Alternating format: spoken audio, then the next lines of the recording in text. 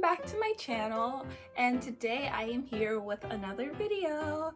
Today I'll be talking about my study abroad experience and all the things that happened while I was in Korea.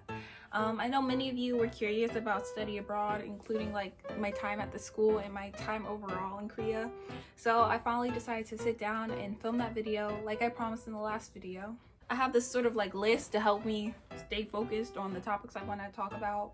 So let's dive right in. Okay, so I decided to break the video up into two separate topics. First will be study abroad, like school, and then study abroad, like the experience. So I'll talk about school first. At school, I went to Dongguk University, which has two campuses, one in Cheonan and one in Jukjeon. I ended up going to the Jukjeon campus because I'm an international business major, and they had more international business classes. Like that's where they do most of their like business classes and stuff. So first, I'll talk about quarantine. Quarantining with Dongguk was a really streamlined process. I'm gonna be 100% honest, quarantine was not easy. Like there are a lot of tough things about quarantine, but to explain, when we did quarantine, we paid them through wire transfer the quarantine fee, which is obviously a lot less expensive when you do it at the school compared to if you went to a different facility. I'll put the differences in the fees somewhere here. And yeah, we quarantined for 14 days 2 weeks. That was really tough, guys. The quarantine was the most difficult part of it. They had us quarantining at the Cheonan campus. The dorm rooms were very, thankfully we had lots of room for our stuff and things like that. They already had provided us with things like toothpaste, toilet paper, necessities, shampoo, conditioner. We had those necessities. There was already bedding on top of the beds because like I didn't bring my own bedding because I didn't want to, carry that through the airport, like lug that around in my luggage. So the hard part of quarantine was what happened with the food situation. So when we were quarantining, we basically had to throw away our food, but we also had to keep like the trash in our room. So as you know, when you keep food in your room, food waste, it attracts like little flies, little bugs. So we like started having like a bunch of like from other people, there were gnats in the rooms. I started gathering it. Personally in my room, I got gnats, because when you do have to keep food waste, but it's the way like the quarantine is done where you can't go out your door, so you can only like put your trash bag out when they come to collect trash, obviously, and they collect the trash like maybe once or twice a week. So that did create a gnat problem, a little fly problem.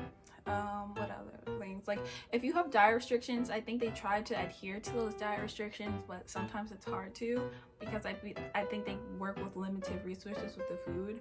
So for the most part, the food was fine. I am low-key a picky person. Like I don't mean to be picky, but sometimes I'm really picky about what I will and won't eat.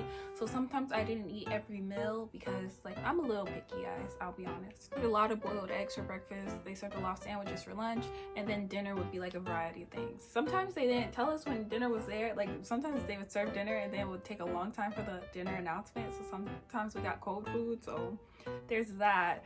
But for the most part, they tried their best because to have to help all those people, it's not an easy job. So I will say they probably tried their best. And like no one's perfect. Like you're dealing with a global pandemic and students coming from abroad, so they probably tried their best. After quarantine, we went to the dorms at DKU. I ended up having my own room. I didn't have a roommate, thankfully. I was so happy about that because like I like having my own space. So the dorms are very, like for me personally, I had plenty of space because I didn't have a roommate. So I probably should have done more video in my dorm and around my room. But if you watch the video from like my first day of class, you can see that the dorms are very, very spacious on the inside. Like they're more spacious than you would think. So yeah, like they're actually like the size of this room, like Ebony's room that I'm in right now, which is a pretty big room. So yeah, the dorms are spacious. Inside the dorms, there's usually a lounge for students, but one of them was closed because of COVID, and then there's another one where you can go and study. They have like these plastic borders so you can sit with other people, but it's like still spaced off. Yeah, the dormitories were very nice. But for food, the cafeteria, I think the main thing was because the dorms don't have like a cafeteria like inside of them, you have to walk to the cafeteria. which is like sort of a good walk away. Like for me personally, the walk to the cafeteria takes a little bit, so I never ate at the cafeteria, and it's even further to go down to the main like area of the campus to get food and then go all the way back to your dorm. So like it takes like a bus down. You take a bus down to the food area. So yeah, there's a good amount of traveling to get food around the campus. But the good thing is there was a convenience store. There's two convenience stores actually, very conveniently located near the dorm. So if you don't want to travel down to the cafeteria or to the restaurant area, you can go to one of the two convenience stores located very close to the dorms. Those convenience stores were lifesavers, and I appreciate them so much, because sometimes you don't want to travel for like a real meal and you can just go there and grab some ramen, some rice, a soup. So yeah, they had a very good selection in the convenience store, so like you didn't have to starve. Obviously, it's a very convenient place to go to, because especially when it gets colder, you don't like traveling, like the convenience stores came in clutch. Now for classes, I would say my classes to me were very easy. I took business ethics, I took international trade law, practice and policy, I took an elementary Korean class, and then I took, a class called global issues. So all my courses were very easy. They're all in English, because once you pick your courses, Dongguk has you pick your courses while you're still in quarantine. At least they had us do that. And they show you which classes are in English, or which classes are in English and Korean, and which classes are in all Korean. So all my classes were in English except for my Korean course. I know some people say because we're exchange students, teachers tend to go easier on us, but that's not true at all, at least at Dongguk. They give you like the same course load as everyone else, and I don't think they tried to make it any easier. They were considerate that we were in a pandemic, but they didn't try to like lighten the load, and we didn't have any like fluff courses to take. Like I know at Yonsei, they have like a understanding K-pop class. They have a lot of like more like seemingly fun classes at Yonsei, like take classes about K-pop and things like that. At Dongguk, they don't offer any of those classes. You only get like 100% real classes. You have to take like real college classes, no K-pop classes sadly. So if you're looking forward to something like that, just know Dongguk does not offer any K-pop courses. This isn't Yonsei. Now I'll talk about my overall experience in Korea. Because I'm Black, obviously, you know, my experience is going to be a little different from someone who may be Asian or who may be white, because obviously Korea is a homogenous country, so they may not be as used to foreigners, just like in general, but especially probably not Black foreigners.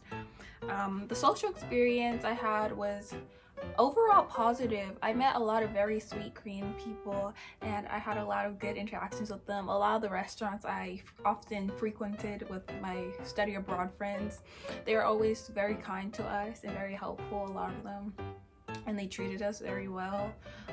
I think speaking Korean is an important part when you go to Korea, because if you can speak Korean, you can definitely connect with the native people there better, because once you're able to break that language barrier, they feel much more comfortable with you. So speaking Korean definitely helped me a lot while I was there. So if you don't know Korean, you should start learning, because I think that will improve the social experience that you have there in Korea, and you'll be more in touch with what's going on. Transportation, I really enjoyed Korean transportation. The bus system and the subway system, I really liked it, even though I got lost a lot at first. I had a lot of fun, because there's nothing like that here, like in Texas at least, or in America it's like mainly New York and stuff, the subways. So it was really fun to experience like the transportation there. And overall, because we were in a pandemic, I obviously did face like some racism at times, or xenophobia at times. Like because of the pandemic, I know sometimes people had this feeling that maybe foreigners were more susceptible to COVID, or were the reason it spread. So sometimes we had cafes that wouldn't let us in and would only let us like order takeout, and sometimes we had restaurants that wouldn't let us in because of certain things. So yeah, there were times when you could obviously feel the xenophobia or racism. I know a lot of people say people didn't sit next to them. For me, that wasn't true. People always sat next to me on buses and the subway, like less on buses, because I think that's really like the time when people look for peace and quiet. But on the subway, from what I noticed, people don't care. Like they'll sit next to you on the subway, like they just want to see it on the subway. Now on a bus, people tend to like sitting by themselves, and I respect that, because I used to place my bag in the empty seat next to me so no one would sit next to me. So I was sort of guilty of that as well. But I think this video might need a part 2, because there's so many more things that I want to talk about.